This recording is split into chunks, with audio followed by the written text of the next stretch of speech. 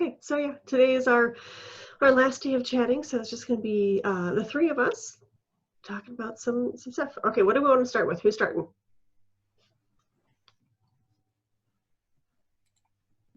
I always lose. I'm not playing that game. People came for the book, Becky. So here we have our latest in the series of Prehistories. Our first one, read on the very first Chatting with NDGS Paleo, was about mosasaurs. We just finished a display up at the Walhalla Public Library and thought that it would be appropriate to have a mosasaur reading at the library. And so we scoured the internet trying to find books on mosasaurs, and didn't come up empty-handed, but nearly empty-handed. There were not a lot of kid-friendly books about mosasaurs, which is kind of surprising. So we decided to craft our own. So we decided to continue on with this with Dakota the Dinomummy. So it's an Edmontosaurus. And on the surface, you may think that, well, Edmontosaurus, who cares about that? It's a big Cretaceous cow. It doesn't have any horns or spikes or amazing bits and pieces. So this is here to hopefully convince you that they're not quite as boring. Either way, it's just good luck.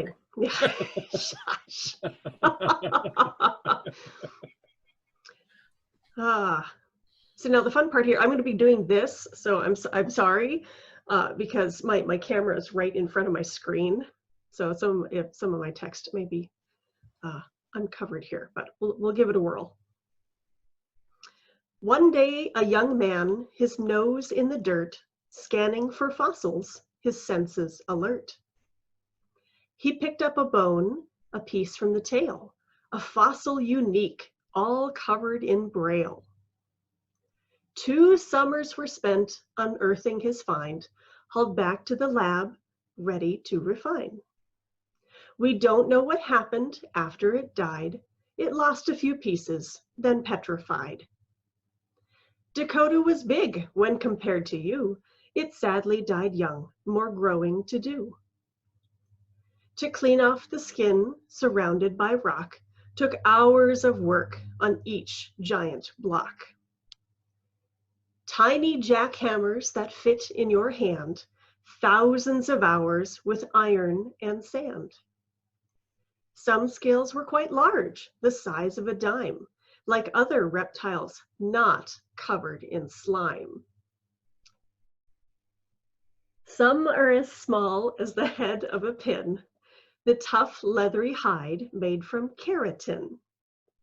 This strong material that makes up scales is also found on your hair and your nails.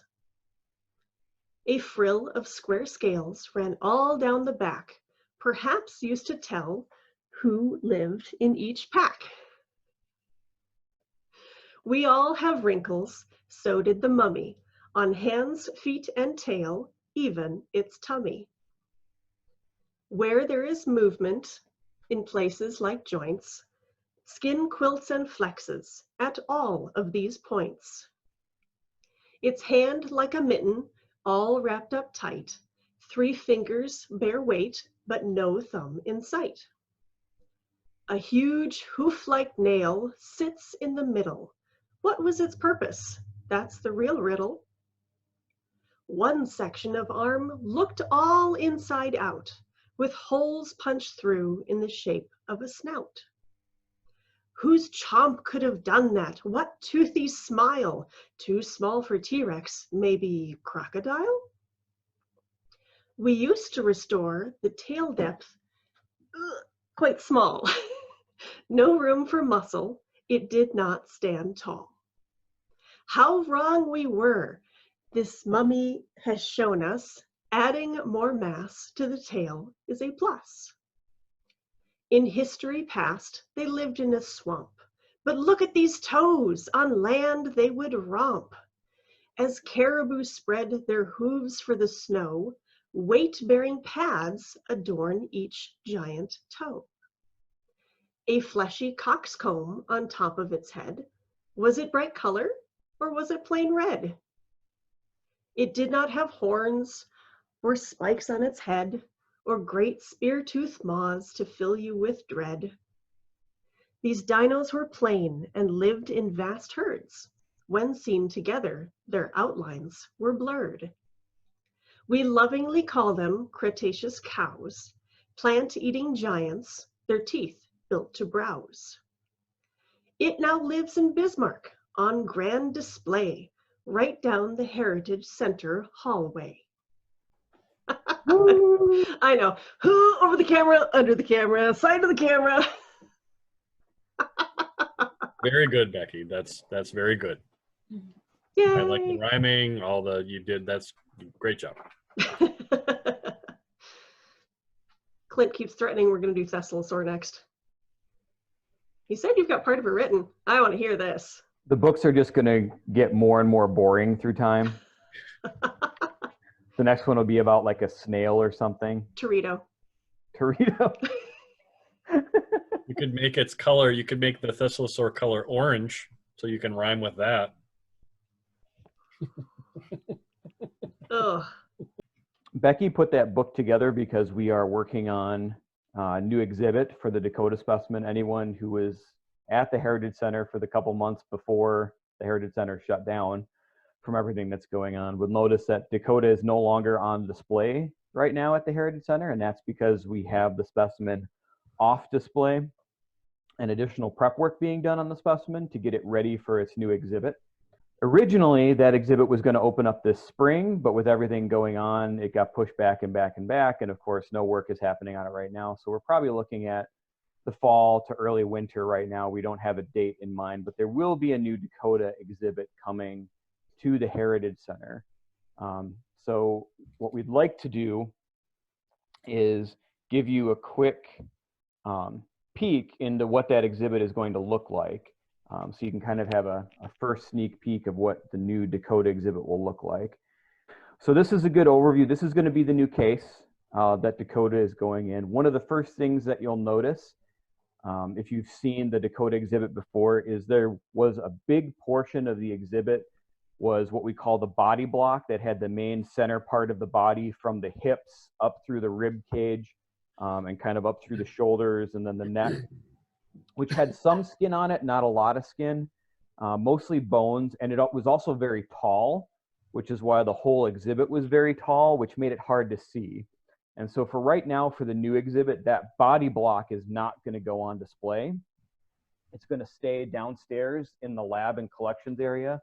And we're going to keep working on that block, keep cleaning it up, hopefully reduce it down a little bit. And then also that will keep part of the specimen available for research while these other parts go back up on display. And specifically, we're going to have the arm, the foot, and the tail from Dakota will be up in this new display case.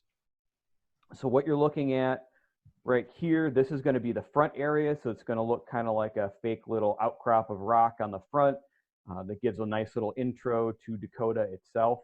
If I back up a couple pages here through our plan, you can see as you come in the Heritage Center, this is where the Dakota exhibit used to sit down here. You would come in through the main doors and walk over by the Mastodon and look to your right, and that's where Dakota was, and that's where it'll be now. So that's kind of what it'll look like down there.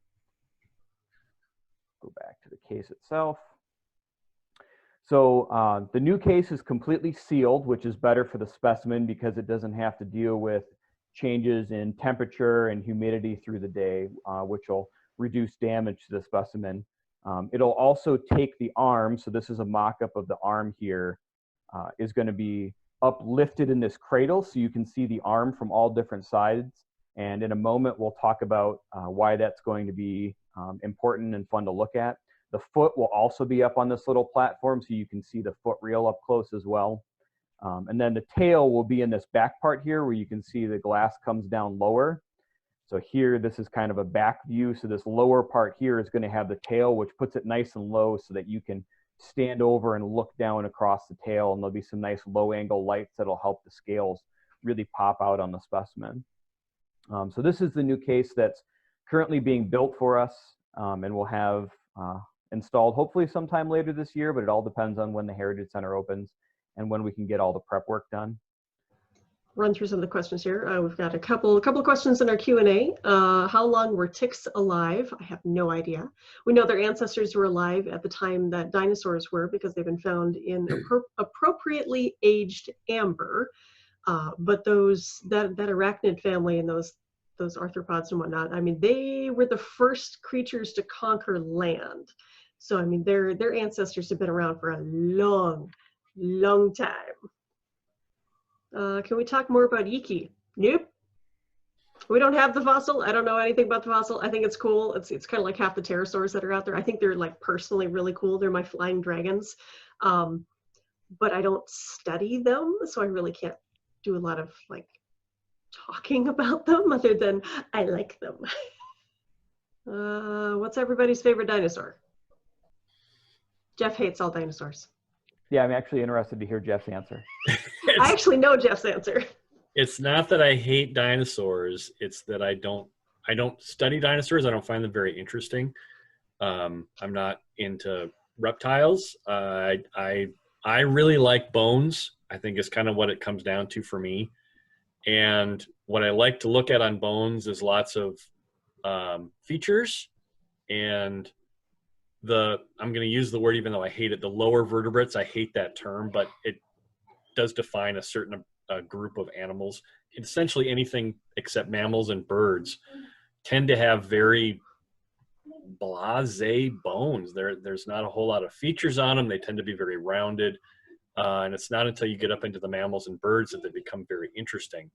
And that might have to do with my interest also in functional morphology, which is the study of being able to figure out what an animal is doing by looking at its features. And one of the things you can look at is bones.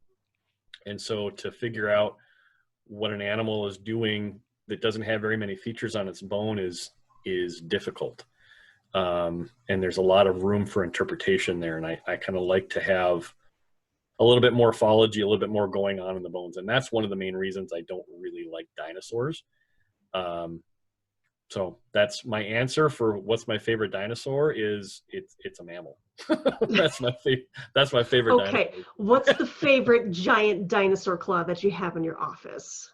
Dinosaur. Oh, that's Saurophagonax. It's not actually found in North Dakota. It's down in the Oklahoma and Arkansas region, and that thing is enormous. For a long time, I worked at the Oklahoma Museum of Natural History in Norman, Oklahoma, and that was one of the big meat-eating dinosaurs that you find in Oklahoma. They're very rare. There's not very many of them around. But we had this claw. I wish I had thought to bring it in, but the claw is like this. It's enormous, and it's from the hand. It's from the thumb claw. And that's just the bone. So you can imagine, I can't really do it justice here without having the actual cast, but it's big. It puts any T-Rex claw you've ever seen from the hand to absolute shame. Even though it wasn't as big as T-Rex, the claws on this thing were enormous. So yeah, I would, if I have to pick a dinosaur, I'm probably going to pick Saurophagonax. Clint, Triceratops, right? No. I'm not a fan of horned dinosaurs. No, actually, my favorite dinosaur, which has been my favorite since I was a kid, is actually Stegosaurus. So, and I'm really sad that I've never actually gotten to, go out and collect any Stegosaurus. I've worked at a couple spots where they could be. We just didn't have any there. I've seen Stegosaurus bones one time in museum collections, and it was actually during a job interview, which was probably the wrong time to run in it for the first time, because they're like giving me a tour of the collections, and like they keep walking, and I just stopped because it was an oversized shelving, and there was a set of the tail spikes. Hey, Stegosaur! Yeah, just sitting on the shelf, and I just stopped, and I'm staring at it, and they realized after a moment that I wasn't following them, and I just slowly reached out and touched it with one finger. And then I looked over at them and realized that they thought I was crazy and didn't know what I was doing. And I'm like, it's my favorite dinosaur, and I've never touched it before. So, well, you didn't get the job, so maybe they did think you were crazy. That's probably true. But you know what? If it came down to getting the job or touching a stegosaur, I'm going to pick touching a stegosaur.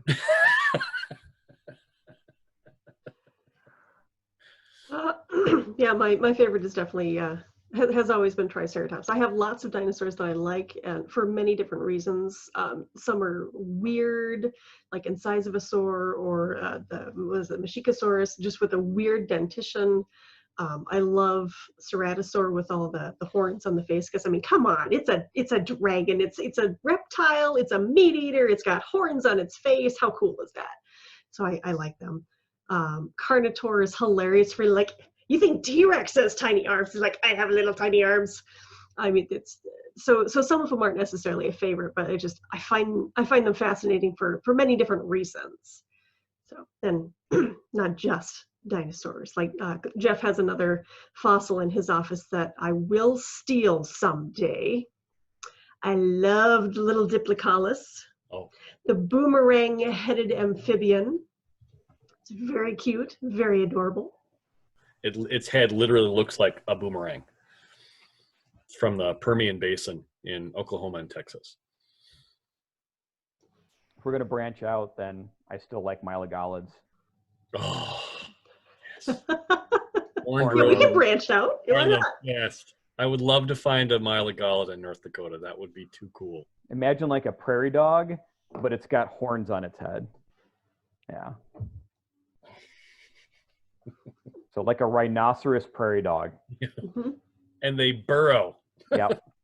They lived about 20 to 25 million years ago in this area. There's the possibility that we could find fossils from them in North Dakota, but there's only a few places that they might be preserved. And so the odds probably aren't great that we'll find one, but it's one of Jeff and my goals is to find a mylagolid from North Dakota. If you really want to see one, go down to Nebraska.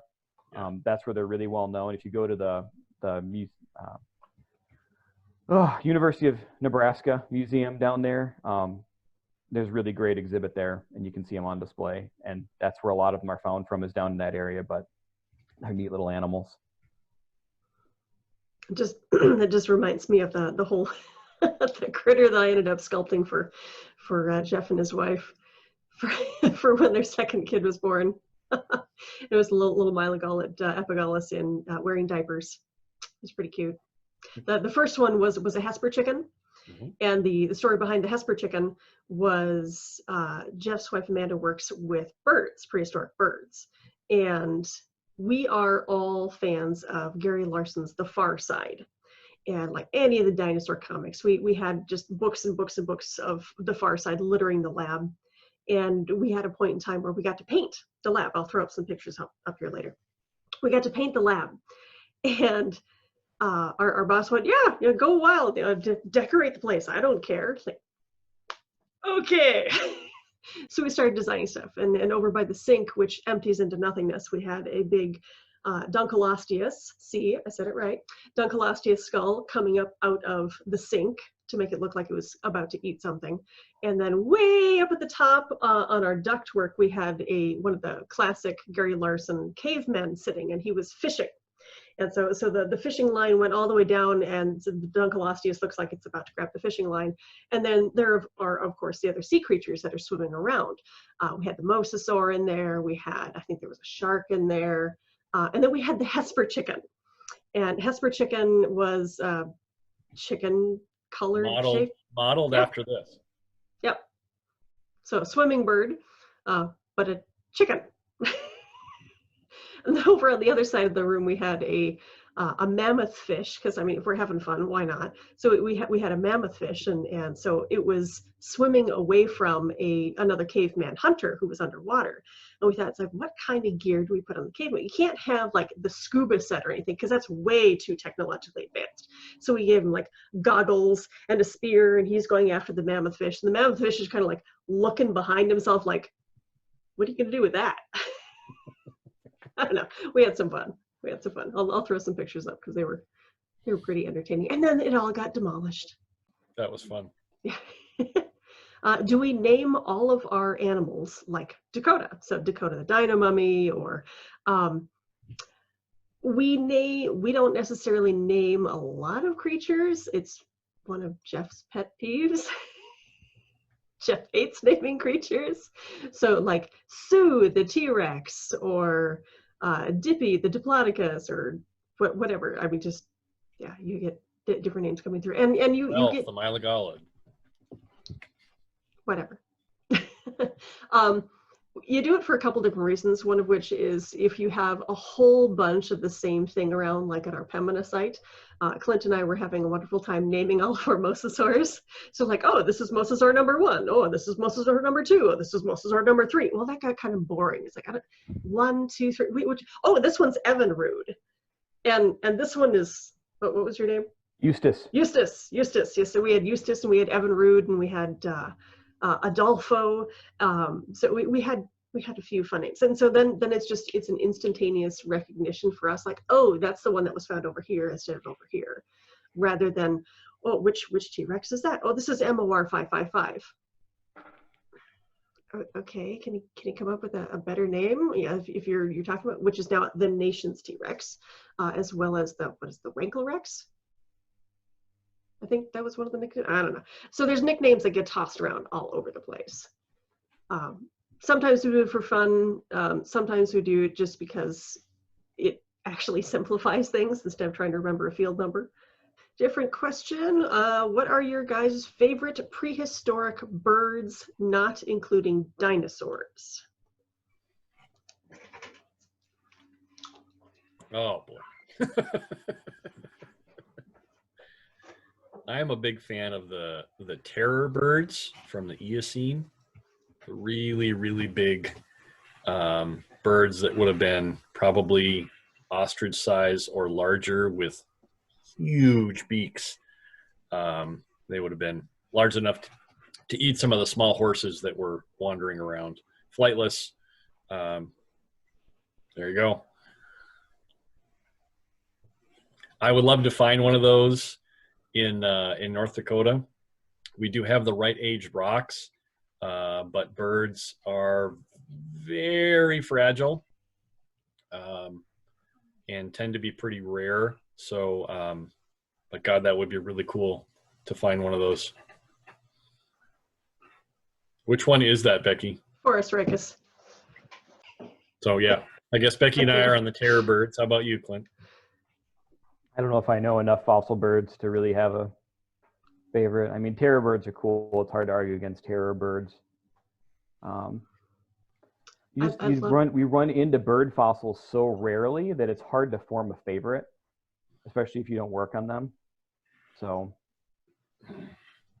it's like asking me to name my favorite trilobite. All I know about trilobites is that there's trilobites. No. Yeah, I would agree. Yeah. They're all so rare. It's difficult to form a favorite, but terror bird. If you're gonna push me, terror birds, for sure. Love terror birds. I love the giant condor, like the giant condor, Argentavis. Massive creatures. Just how in the world did that fly? And of course, climate change is what ended up doing that particular bird in, because it lost all the giant thermals that were keeping it aloft. So Argentavis is great. Apiornis, the elephant bird, I think is really cool. You get these giant ostrich type creatures, flightless birds, but instead of the big hatchet beaks like you find on the terror birds, I mean, it was more of a moa or an ostrich or an emu, and huge eggs. Like an ostrich egg is like yay big, and the Argentavis egg is like yay big. They're huge. They're absolutely huge. I had a professor that had an egg of one of those. It was really cool. It says, do you all draw?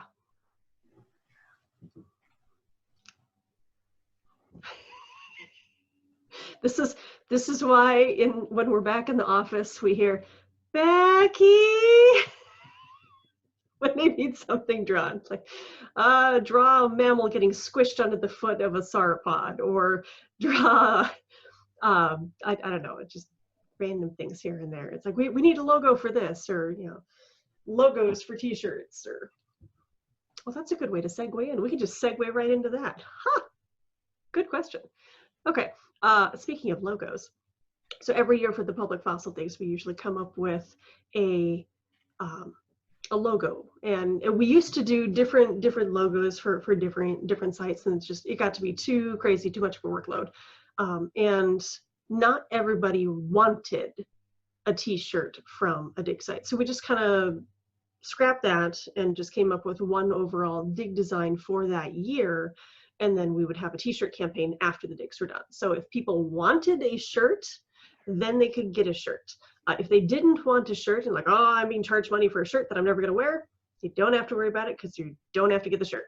So then we just have fun with it. And let's see, this year's design is this. So we came up with the zombie tooth tiger. My daughter walked into the room while I was in the midst of drawing this, and she looked at it and went, "That's horrible. I love it." I want one. So yeah, combination creepy cute. We thought it would be a good memento for this crazy year. We were originally just doodling this up in order to do it for these chats, and it was going to be like our chat logo type thing, and just kind of never came about. But then we thought, it's like, that would actually look really cute on a shirt. So this is going to be the 2020 dig logo for this year. We have a question here as far as any high school paleontology books that we would recommend. And the problem with that is that you don't have a lot of that age group, actually. You have younger kids who are dino crazy and who are interested in paleontology, so there's lots and lots of books for the younger audience, and there's lots of books for once you hit college level and beyond. So honestly, my suggestion on there is skip high school. Skip the high school level, go right over to the college level, and there are some really good books. I believe, we'll see if Jeff concurs with me, Clint concurs with me, but one of my absolute favorite books that I like using as a reference and was invaluable, it's sitting on my shelf. So The Vertebrate Paleontology and Evolution by Robert Carroll. There are a number of different editions of this one, and you can get it on used bookstores. So this is a fantastic website that's great for finding used books, cheap.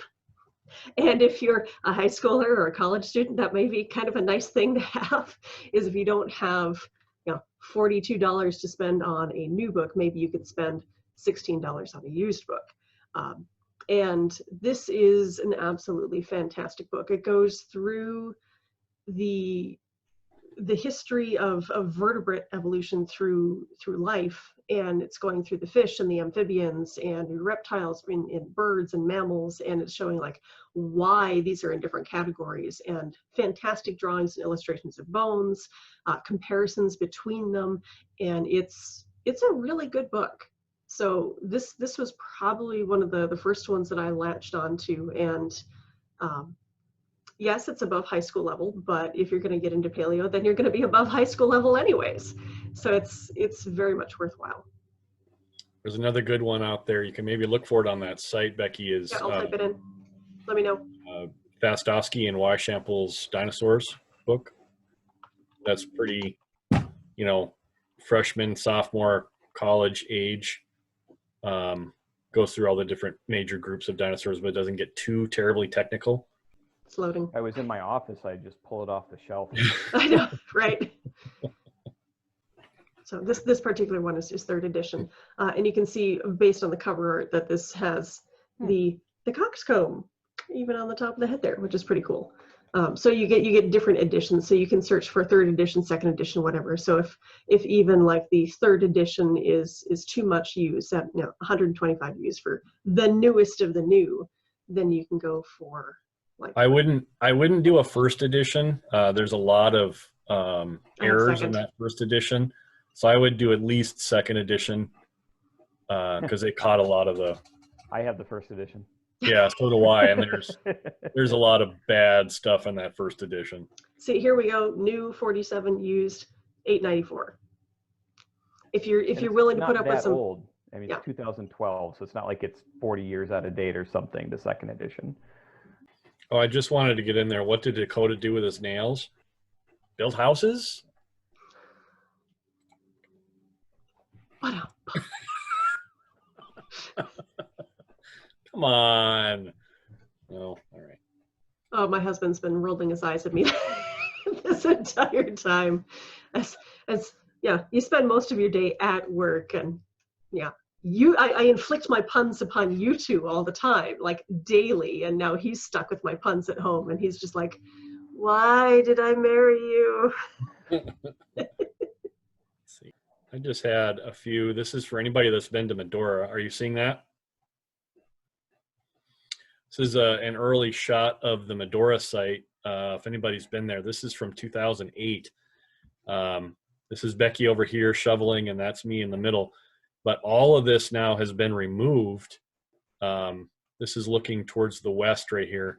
And we are now way off in this corner over here digging because we've removed all of this over the years. This is all gone now. You can't even see that big concretion that we worked on. It might be right there behind me. This is the oldest image I could find of Clint. This is just after we started in 2015. Well, that's probably just like 3 months after he started. I remember that day. That's our first day in the field together. Yep, and I was just looking for an old picture of all of us together. I think I'm the one that took this photo, but that's like in May of 2015, so right after Clint started. It's the day I found my owl feather that I used to mark my place in my field book. Oh, is it really? Okay. Yep. I've had that owl feather for 5 years now. I think we got up from that spot and had like 20 ticks on each of us. Yeah. A funny series here of Becky doing it was so hot. Do you remember this day, Becky? It was so freaking hot. Oh, I know. So we are south of Mandan at the stump site, and just she and I came back to the truck. We had to get something and go back down, and she decided she was going to not waste the water by throwing out. I don't remember what this was from, but it was still rather cool, and so she decided to take a field shower. So here she's got some water in that bucket, and then I got a good action shot, and there we go. Okay, pouring.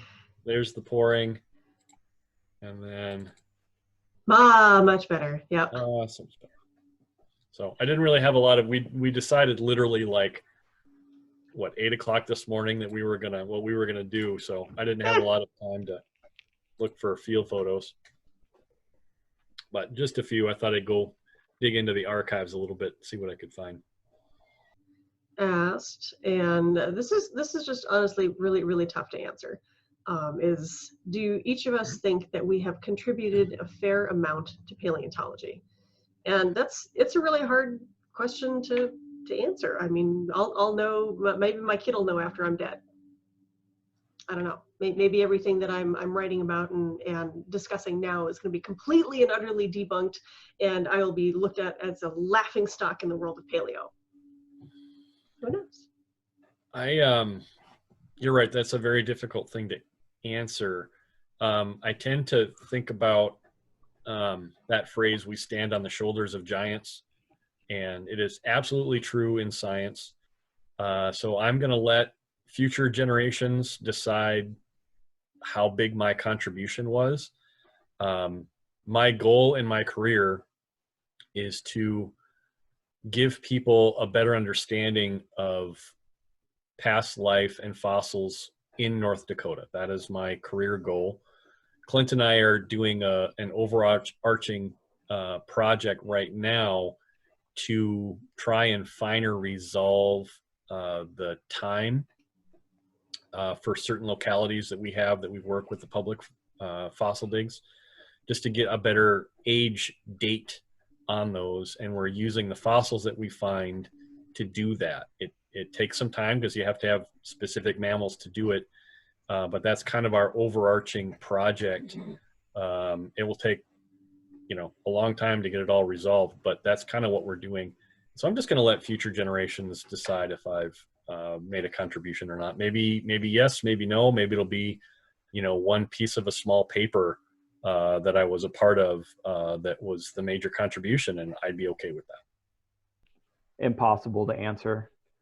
I feel like all I really hope for, because especially in paleontology, we're always working with really incomplete data on everything. Even sites where we have good specimens, it's still compared to 100 years from now, there's probably going to be even better stuff that's known. So all I really hope for is that if people look back on the work that we've been doing that people can say that given the evidence we had at the time and the methods available to us, that we did the best work that we could do, accepting that there's always going to be new discoveries and new technologies that will give people a leg up on certain aspects to answer questions either more accurately than we've been able to, or that will show that the hypotheses we preferred, while we had some evidence for them at the time, maybe now there's stronger evidence for alternative hypotheses. But at least working with what we have now, we did the best that we could. And really, I think that's all that we can ask for in science, is to do the best work that you can with what you have available. So that's my best answer to that. That goes along with any of the random things that we're creating through the North Dakota Geological Survey. Like, we're hoping that any of the books that we're producing, be they the silly little rhyming ones like the PrehiStories, or a little bit more educational ones like the Paleo Primer series, if we can help encourage future generations of scientists, great, I've done my job. If I can help make paleontology a less scary place for future people, I call that a win. Okay. And the other thing that we do as a geological survey here in North Dakota is try to help encourage others to work on the rocks that we have in the state. You know, we reach out to a lot of external researchers from other places to either study the fossils that, you know, either we've collected or our predecessors here at the Geological Survey, like John Hoganson, have collected, to get those studied. So a lot of our impact in the long term is not necessarily going to be directly the work that we've done with our names on it, but it's going to be how well have we got the fossils out there for other people to work on, and let other researchers know that North Dakota is a good place to come collect fossils and do research. And so all of that is going to be extremely hard to measure in the future, but all that we can hope is that all of that tying together is making a positive contribution.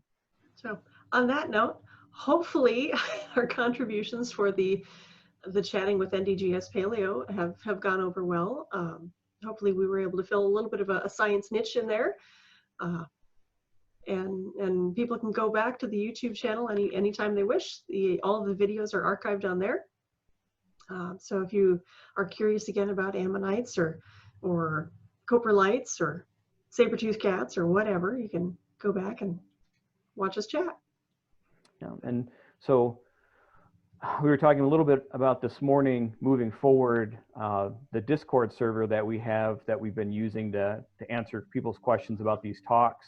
I think we're going to retool then and use it for the upcoming field season. If people have questions about digs, they can post them there, and we can just give updates as the field season goes, which of course we'll do on other social media platforms as well. But it'll be another kind of little more closer to a one-on-one interaction than you get on, say, Facebook or Twitter. So that'll keep going. So keep watching us there, keep posting your questions there, and follow along with what looks like will be our field season this summer, but you know, things can change at any time. Right now, we are still moving ahead with our digs in a slightly reduced capacity, but still going forward. So keep paying attention, and hopefully we'll have some good discoveries this year. We're hoping to get some of the intro videos that we normally do on a daily basis at those digs up here on the YouTube channel to watch and rewatch and listen to all those cheesy jokes over and over and over again. So I don't know what you're talking about. That's so well, we know that didn't come from a mouse. Every time. So this isn't the end of chatting with NDGS Paleo. This is just a pausing for now. This is helping lay the groundwork for any potential future times that we decide to get together and chat. So we've definitely, all three of us, learned a lot about the various online platforms to utilize, and hopefully we can do some more of these going forward on a little bit more limited basis, maybe like a once a month thing or yeah, a special occasion. But this isn't the end. But it is the end for this show. So until next time, whenever that may be. Thanks for sticking with us. Thanks, guys.